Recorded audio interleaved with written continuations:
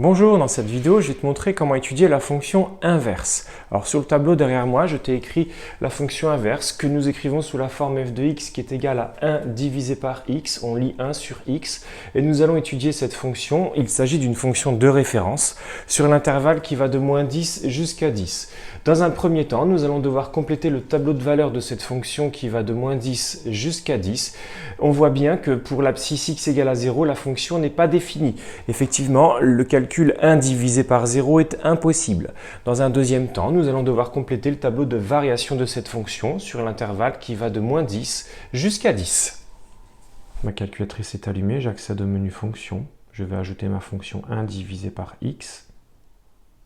Je valide. Je vais ensuite afficher les valeurs. Nous voyons les valeurs affichées de 0 jusqu'à 10. L'image en 0 n'est pas définie. Nous allons régler l'intervalle pour aller de moins 10 jusqu'à 10 avec un pas de 1. Je valide. Nous voyons que l'image pour moins 10 est moins 0,1. L'image pour moins 2 est moins 0,5. L'image pour moins 1 est moins 1. L'image de 0 n'existe pas. Diviser par 0 est effectivement impossible. L'image de 1 c'est 1. L'image de 2 c'est 0,5. Et l'image de 10 c'est 0,1. Je remonte pour afficher le graphique. On voit qu'il s'agit d'une hyperbole qui est décroissante de moins 10 jusqu'à 0 et à nouveau décroissante de 0 jusqu'à 10. Elle n'est pas définie en 0.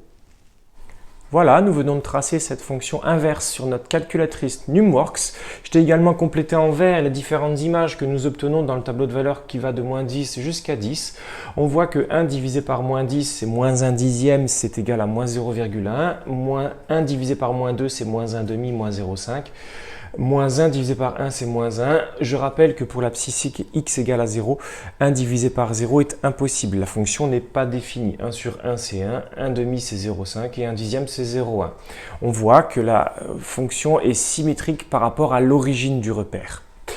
On a également complété le tableau de variation dans lequel on peut voir que la fonction est strictement décroissante sur l'intervalle qui va de moins 10 jusqu'à 0 et elle est également strictement décroissante sur l'intervalle qui va de 0 jusqu'à 10. On remarque que la fonction n'est pas définie pour l'abscisse x égale à 0, représentée symboliquement par la double barre. Voilà, travaille bien et n'hésite pas à t'abonner si tu souhaites voir d'autres vidéos.